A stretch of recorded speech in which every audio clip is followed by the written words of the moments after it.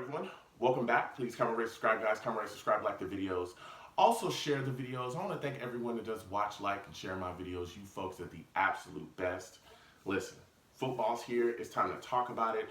I'm going to get into my week 6 picks a little bit later. I want to talk about my week 5 picks recap first, though.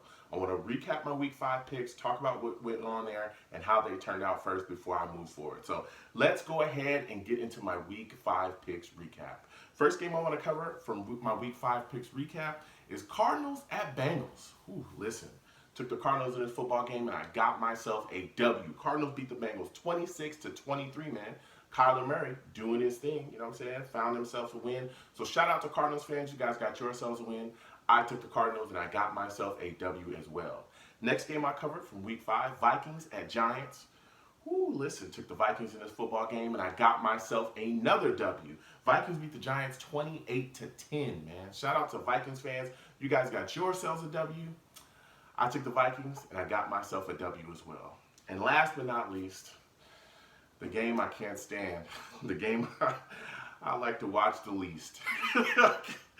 The Jets game. Listen, Jets at Eagles. Took the Eagles in this football game. Sadly, got myself another W. Eagles beat the Jets 31-6. Jets look terrible. The offensive line can't block anybody, gave up 10 sacks. The offense just was horrid. It was just awful. But I don't even want to talk about that anymore. And at the time, Luke Falk was still here. It's, oh, God, goodness. Let's just move forward from that. All right, that's said and done. Week 5 is in the past, okay? I'm ready to move on to week 6. I'm ready to talk about what we got coming up this week. Fresh week. It's time to talk NFL. So let's go ahead and get into my week 6 picks, okay? First game I want to cover from week 6, 49ers at Rams. Listen, man. Rams coming into this game, looks like there's no Gurley. He's dealing with an injury. So they're going to have to work in Malcolm Brown. You're going to have to also work in Henderson as well, that running back role. You're hoping that you can get those guys out there, get them moving, and they give you the same consistency, that Gurley was giving you. Malcolm Brown has been working, even with Gurley in the past anyway, kind of spelled him quite a bit and was able to do some things, particularly in the red zone as well, get some easy touchdowns in himself. You also got to get Goff going, and you got to protect Goff too, because let me tell you something, you're looking at the 49ers side of the ball, they got Bosa. That front seven with the Niners is tough, man. They really get after it. Ask Baker Mayfield. They were all over that dude, all right? So the Niners are bringing it. But my question for the Niners more is offensively. Can they put up points against the Rams? You look at Garoppolo. He's got Goodwin. He's got Pettis. He's got some guys. He's got Deebo Samuel as well. Honestly, the Rams corners, Keith Talib Peters, they've been looking pretty shaky so far. Like, there's been some up and down play, particularly with Peters as well. So they're guys that you can attack. I'm wondering how the Niners are going to scheme to really get the points there and take advantage of some of the missteps in coverage that we've seen Peters and Aqib Talib have. So with all that said, I am taking the Rams to beat the Niners 24-23. 24-23, I'm taking the Rams. I think it's an extremely close game. I think the Rams kick a field goal and take the game away. So that's what I'm calling. Again, I am taking the Rams to beat the Niners 24-23. Next game I want to cover from my week 6 picks, Steelers at Chargers, man. Steelers at Chargers. This is a tough one. You look at the Steelers. They lose Ben Roethlisberger. Then they lose Mason Rudolph. He's got a concussion. Now you're looking at them. They're going to their third string, Devin Hodges. This is a kid that's got to step in. A lot of pressure on him, I'm sure. But I'm pretty sure that the Steelers will be able to prepare him better than Adam Gase did for Luke Falk. You know what I mean? So I think they'll be able to still do some things. I think their offense will look competent. They still have weapons. I mean, Juju is still out there. James Conner is still out there. So they got guys that they can throw to. But I just want to see how much they can simplify the game plan and really help this guy come out in his first start. So it's going to be a tough role for Hodges, but again, he's got the supporting cast and he's got a great coaching staff to surround him. So hopefully he can go out there and be productive. You look at the Chargers side of the ball. Melvin Gordon just coming back. He's got a game under his belt. Man, he's just still being worked in. But they got a back in there as well. Eckler, who's really been doing his thing this season. So it's all about trying to find a good even pace in between them, because again, Eckler's a guy that can run the football, but he can also catch the football coming out the backfield. I think he had like 15 catches. He pretty much matched a Chargers record for receptions in those last games. So it's about finding the pace and spelling between them. And I think that, again, I know that Melvin Gordon is back, but they shouldn't push Eckler completely out of the offensive game plan. This is a guy that still should be used. You look at the defensive side of the football for the Chargers, and that's what I think is really going to make a big-time impact in this game, especially with Hodges starting on the Steelers side, is they got to get after Hodges. They got to make it uncomfortable for him. They got to make him just absolutely lose his mind back in. And they got the guys to do that. Guys like Bosa, guys like Chinna Nwosu from USC. These are guys that can get after it. They can rush the passer. So if you make it an uncomfortable day for Hodges, you start banging him around, you start to force him into turnovers, it's going to be an easy day for the Chargers. Easy, easy day. So with that said, I am taking the Chargers to win this game 27-10. 27-10, I am taking the Chargers. I think Hodges is going to have a tough day, particularly against this defense. And I think the Chargers do just enough to take the game away, man. So I think it's an easy one. Again, I am taking the Chargers to beat the Steelers. And last but not least, the best game of the week. The Jets game, everybody. Yay! Oh, my goodness. Talking about the Jets. Cowboys at Jets. Man, listen. You look at the Jets side of football first. Sam is back. This is going to be his first game starting back from the mono. You still got to worry about how that is going to affect him. I've talked to a couple doctors, and a lot of people are still questioning how he came back, so soon. But again, I'm sure he's got medical staff working with him 24, hours a day, or completely around the clock. Like, he's just absolutely being monitored. So the doctors cleared him, so he's back. But you're still wondering, will he feel the lasting effects of that, attacking, his system?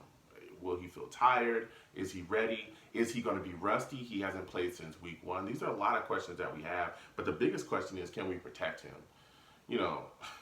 I am deathly afraid that what's going to start happening with Sam, particularly as the season goes on, is that he's going to start getting hit and hit often. And let me tell you something. Two things can happen. Two things can happen to a young QB that gets hit a lot. One of them is injuries. You get the right injury, and they can have long-lasting effects. You look at Andrew Luck, the stuff that he dealt with. We had a quarterback here, Chad Pennington. I remember he got hit, tore his rotator cuff. He was never the same, dude. He was never the same. He didn't have an arm before that. He was deadly accurate, but man, it became a lot tougher for him after that injury to get the ball down the field and stuff like that. So that's one thing you don't want to get. But the second thing that is a long-lasting effect that isn't necessarily physical, it's the mental part of getting hit a lot when you're a QB. You start seeing ghosts in the pocket. It throws off your ability to feel the rush. You just feel it when you hike the football. And a guy that I point to that used to get hit a lot is a Carr that used to play with the Texans. Man, when they came out of that first expansion year, he was getting hit left and right. And guess what? Throughout his career, he never understood how to feel the rush. He just would hike the ball, throw it, because he was so shell-shocked from getting beat around so much. I mean, that's something I don't want to see with Sam, but if we don't find a way to properly protect him, that's something that I think that we'll start seeing out of him. And that's something that, again, can last him throughout his career, because that affected Carr throughout his career. He just never, ever became comfortable. A lot of turnovers, a lot of erratic throws, a lot of happy feet stuff. You do not want to see that at all out of Sam. And I'm just hoping that we're able to protect him going forward some type of way. And I know the offensive line sucks, but there's a lot of things scheme-wise that Adam Gase can do to really help him out. And I'm hoping to see Adam Gase in this game step up and not get out-coached as well. You look at this team offensively, we're seeing Herndon is going to be out in this game. He's dealing with a hamstring injury. This was supposed to be the first game he's coming back. That's not happening. So, again, they've got a game plan. You got to get the ball in Robbie Anderson's hand. You got to allow him to use his speed. You can't throw everything to Le'Veon Bell. When are we going to see Ty Montgomery? When are we going to see Bilal Powell also be utilized more within this offense? There's a lot of questions that we have, and again, a lot of them are coming to Adam Gase. So you look at the defensive side of the ball. We got Mosley out yet another game. He's still dealing with that groin injury. It looks like it's flared up again. But you have Copeland coming back, which is, kind of big. Also, Jordan Jenkins is supposed to come back too, but he's coming back with off of that calf issue, and you're wondering if he's 100% or how close he is to 100%. But Copeland is one of the guys that we talked about. Jenkins as well, because we don't have a pass rusher. These were two guys that we were looking at saying, hey, You know, they have some pass rushing ability. What can they bring? And I think in this game in particular, getting a pass rush is extremely important because if you let Dak Prescott sit back there, he's going to have like 40 years to throw the football, and he's going to find somebody, and they're going to put up points. Point blank, period. Defensively, I think we having some issues because you're going to have to start Tremaine Johnson because the other corner we have that was starting for him, he's dealing with a knee injury right now. And I don't know what to tell you. Tremaine Johnson is ass. That dude is terrible. And I could see him being matched up with Amari Cooper or even Gallup and absolutely getting abused.